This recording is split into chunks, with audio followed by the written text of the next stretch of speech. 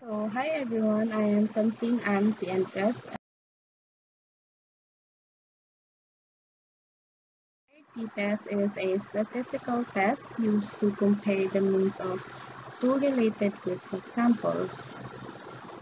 It is a type of t-test that's specifically designed for phase data, where each observation in one group is matched with an observation in the other group.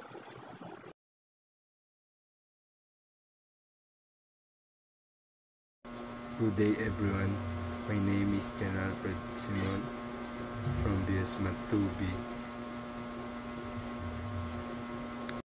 Test is to determine whether there is a significant difference between the means, the two related groups. Hello, I'm Delores Van Morris.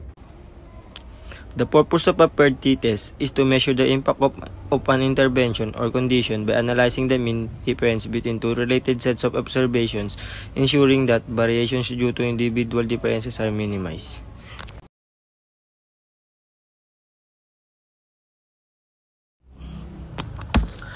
A paired t-test is a way to compare two sets of related data to see if there's a meaningful difference.